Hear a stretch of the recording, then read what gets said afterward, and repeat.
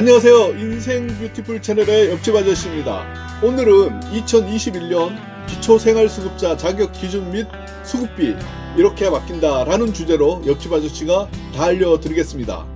오늘 저의 이야기가 궁금하시다면 끝까지 시청 바라고요. 도움되셨다면 좋아요, 구독 그리고 알림 설정을 해두시면 점점 더 좋은 정보로 찾아뵙겠습니다. 국민기초생활보장제도 중 기초생활수급자의 급여별 종류는 생계급여, 의료급여, 주거급여, 교육급여 등 크게 4가지와 그 외 자활, 장제, 해산급여 등이 있습니다. 2020년 기초생활수급자에 관련한 자세한 사항은 여기 올려놓은 2020년 달라진 기초생활수급자 되는 방법을 참고 부탁드리고요. 오늘은 기초생활수급자 선정 기준이 되는 2021년 내년의 기준 중위소득과 완화된 자격기준 및 수급비 증액에 대하여 알아보겠습니다. 먼저 기초생활수급자 급여별 4가지를 간단히 알아보겠습니다. 먼저 생계급여는 선정기준 중위소득 30% 이하이고 수급권자가 될 경우 소득인정액을 계산한 후에 선정기준 빼기 소득인정액을 한 후 이 금액을 현금으로 지급합니다.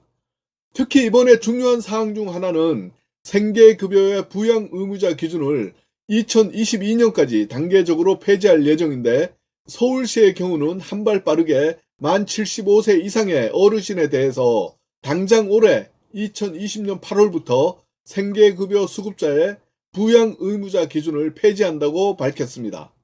서울시에 살고 계시는 만 75세 이상의 어르신분들은 꼭 참고하셔서 그동안 연락도 안 되는 자녀 등의 부양 의무자 기준 때문에 기초생활수급자에 선정되지 못하신 분들은 바로 신청하시기 바랍니다. 생계급여에 대한 자세한 사항도 여기 올려놓은 현금으로 지급되는 2020년 달라진 생계급여를 참고 부탁드립니다. 의료급여는 선정기준 중위소득 40% 이하이고 의료서비스 등을 제공합니다. 주거급여는 선정기준 중위소득 45% 이하이고 전 월세인 분들은 임차 비용을 지원해드리고 자가인 경우 주택개량 비용을 지원합니다. 주거급여에 대한 자세한 사항 역시 여기 올려놓은 600만원까지 받을 수 있는 2020년 달라진 주거급여를 참고 부탁드립니다. 교육급여는 선정기준 중위소득 50% 이하이고 학생의 수업료, 학용품비 등을 지원합니다. 말씀드린 기초생활수급자 급여별 4가지의 부양 의무자 기준은 주거급여와 교육급여는 부양 의무자 기준이 이미 폐지되었고요. 생계급여는 좀 전에 말씀드린 바와 같이 2022년까지 단계적으로 폐지될 예정입니다. 서울시는 현재 8월부터 서울시에 살고 계시는 만 75세 이상의 어르신분들의 부양 의무자 기준을 폐지하였습니다.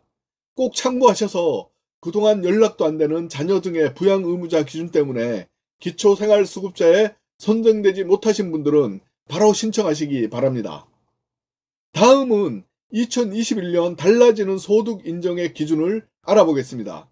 소득인정액은 가구별 기준의 소득 플러스 재산 기준을 참고하여 기준 중위소득 30%에서 50% 이하에 해당이 되어야 합니다.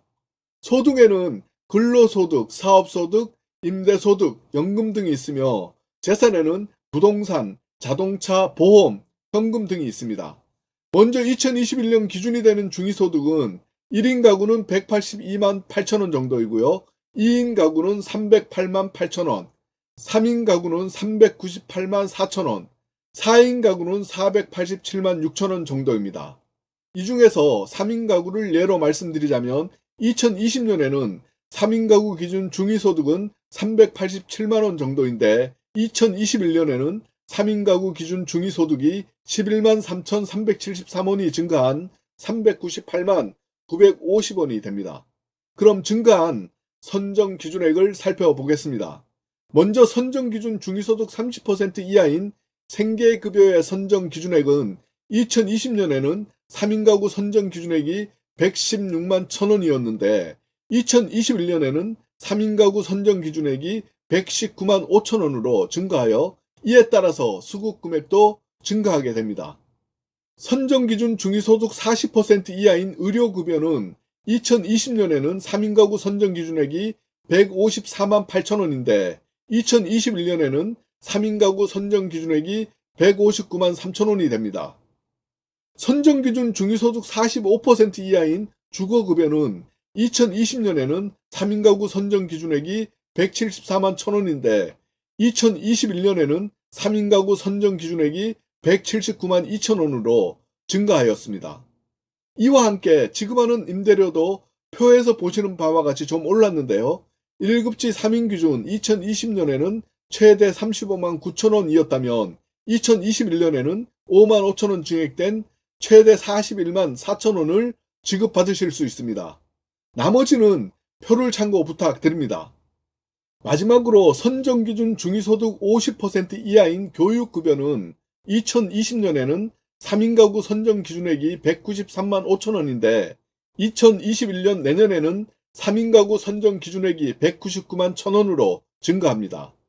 2021년부터 교육급여는 좀 더 많이 인상이 되었는데 기존의 부교재비와 학용품비 등의 내용이 교육활동지원비로 통합되어서 초등학생은 2020년 대비 38.8% 인상된 28만 6천 원, 중학생은 27.5% 인상된 37만 6천 원, 고등학생은 6.1% 인상된 44만 8천 원을 지원받을 수가 있게 되었습니다. 이처럼 2021년에는 기준 중위소득과 급여별 선정 기준액이 증가하기 때문에 수급 자격도 완화되고 2020년 올해 기초생활수급자에 아쉽게 탈락하신 분들도 새롭게 선정될 가능성이 좀 더 높아졌습니다. 그리고 수급 금액도 자연히 증가하므로 같은 조건의 수급자 분들이라면 수급 금액을 조금 더 받을 수가 있게 되었습니다. 소득 인정액 계산은 개인들이 하시기 좀 어려우니까 여기에서는 소득 인정액이라는 것이 매월 받는 월급이 아니라 소득과 재산을 평가한 금액이라는 것만 알고 좀 더 자세한 사항은 거주지 주민센터에 문의하시기를 부탁드립니다. 그 후에 댓글로 남겨주시면 아는 범위 내에서 시간이 좀 걸리더라도 최대한 답변 드리겠습니다. 단 제가 본업이 있으므로 모든 분들에게 답을 드리지 못해도 이해 부탁드리고요. 저의 답변은 여러분들의 상황에 따라서 달라질 수도 있으므로 대략적인 참고용으로만 활용하시기 부탁드립니다. 마지막으로 기초생활수급자 신청 방법에 대하여 알려드리겠습니다.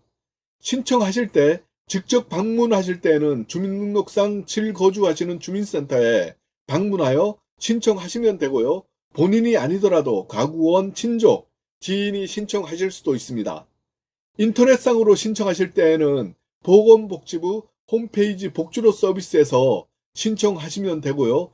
준비하실 서류는 신분증, 임대차 계약서, 자가인 경우는 등기부 등본, 통장 거래 내역 1년치, 건강상 문제가 있으신 분들은 다니시는 병원에서 근로능력 평가용 진단서와 진로기록부 2개월 이상을 준비하시면 됩니다. 친척이나 친구 집 등에 거주하실 때에는 누구의 집에 살고 있다는 내용인 사용대차 확인서를 준비하시면 됩니다.